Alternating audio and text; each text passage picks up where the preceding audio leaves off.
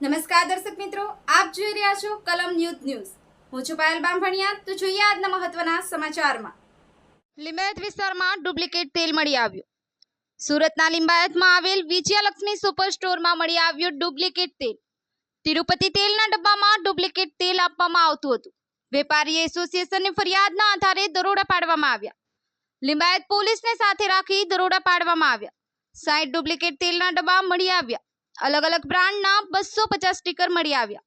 Duplicate તેલના ડબ્બા પર લગાવવામાં આવતા ઢાંકણા એટલે કે 250 કેપ્સ્યુલ મળી આવ્યા. ડુપ્લિકેટ તેલ પકડી પાડવા વેપારી એસોસિએશને ટ્રીક આપી. કઈ રીતે ડુપ્લિકેટ તેલના ડબ્બાની ઓળખાણ કરવી તે વેપારી એસોસિએશનના પ્રમુખે જણાવ્યું. બ્યુરો રિપોર્ટ કલમ ન્યૂઝ રમેશ સત્યની સાથે. સાહેબ, આપનું નામ? મારું નામ રૂપેશ વોરા છે. હું સુરત એડિબલ ઓઇલ એસોસિએશનનો પ્રેસિડેન્ટ છું. સાહેબ, આજ રોજ શું ઘટના બની? આજ રોજ અમને એવી માહિતી ગઈકાલે મળી કે લિંબાયત વિસ્તારની અંદર મોટા પ્રમાણમાં ખાદ્ય તેલોમાં એડલ્ટ્રેશન થઈ રહ્યું છે અને ડુપ્લિકેશન એનું થઈ રહ્યું છે અને એની અંદર અયોગ્ય તેલો લોકો દ્વારા વેચાણ કરવામાં આવી રહ્યું છે અને એની થોડી ડિટેલ મળી. એક જાગૃત નાગરિક તરીકે અને એક વેપારી એસોસિએશન રીતે અમે લોકોએ નક્કી કર્યું કે આપણે એ બાબતમાં ઘટતું પગલાં લેવા જોઈએ, જેથી ડીસીપી ઝોન 2 ભગીરથ સાહેબને, ગઢવી સાહેબને અમે સંપર્ક કર્યો અને સાહેબે વાતની સંવેદનશીલતા જાણી અને તરત જ અમને કહું કે આ બાબતમાં જે કોઈ સપોર્ટ જોઈશે એ અમે પ્રોવાઈડ કરશું. અમે આજ સવારના એમની પાસે પોલીસ માંગી તો એમણે પોલીસ આપી. સાથે જ લિંબાયતના પીઆઈ શ્રી પઢેરિયા સાહેબ, એમણે પણ ખૂબ સારો સહકાર આપ્યો. એમણે પણ ત્યાંથી અમને લોકલ પોલીસ આપી અને જે કાયદા પ્રમાણે જોગવાઈ છે એ પ્રમાણે પોલીસને લઈ અને અમે જે તે વેપારીનું નામ મળ્યું તો એને ત્યાં તપાસ કરવા ગયા અને તપાસ કરવા જતાં ઘણી જગ્યા પર ગફલત માલુમ પડી. 8 જેટલા વેપારીને ત્યાંથી ડુપ્લિકેટ તેલો અમને મળ્યા છે, જેની અંદર 200 થી 250 જેવા એની ઉપરના સ્ટીકર્સ છે કે 200-250 જેવી કેપ્સ્યુલ્સ એની ઉપર જે ડબ્બા પર લાગતી હોય છે તે મળી. લગભગ 50 થી 60 ડુપ્લિકેટ ડબ્બા પણ મળ્યા છે, જે લિંબાયત પોલીસ સ્ટેશનમાં પોલીસે પોતાના કબજામાં લઈ અને આગળની કાર્યવાહી હાથમાં ધરી છે. જે લોકો ગ્રાહક છે એ લોકોને ઓરિજિનલ અને ડુપ્લિકેટ ડબ્બા વચ્ચે કઈ રીતે ફરક સમજાવવો જોઈએ?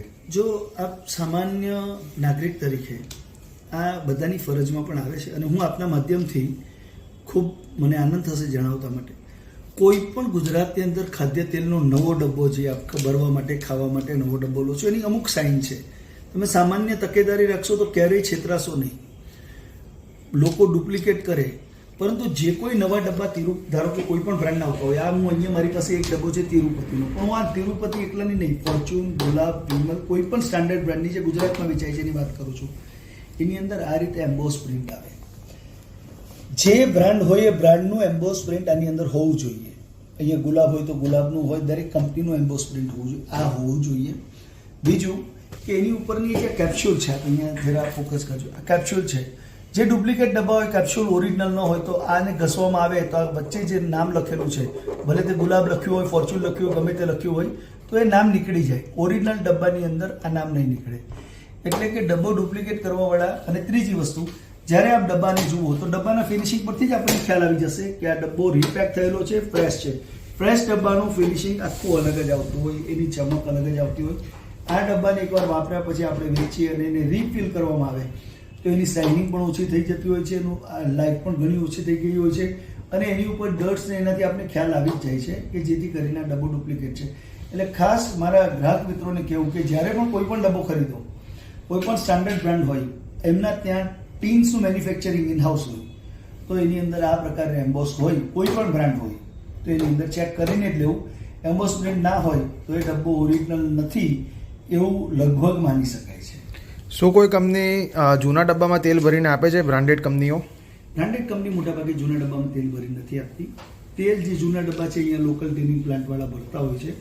બ્રાન્ડેડ કંપનીઓ ક્યારે પણ રિફિલ એ નથી કરતી હોતી. એ લોકોના ત્યાં નિયમ જ છે ટીન પ્લેટ મંગાવ્યા પછી, કારણ કે આઈએસઓના નોર્મ્સ પ્રમાણે એ લોકોએ ફૂલ હાઇજીન મેન્ટેન કરવું પડે.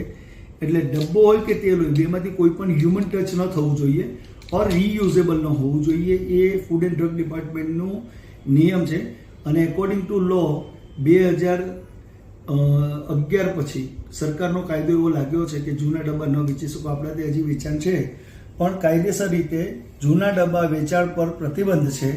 એટલે કોઈ પણ જે સ્ટાન્ડર્ડ કંપની છે એ જૂના ડબ્બામાં લેબલ લગાડીને ન આપતા હોય.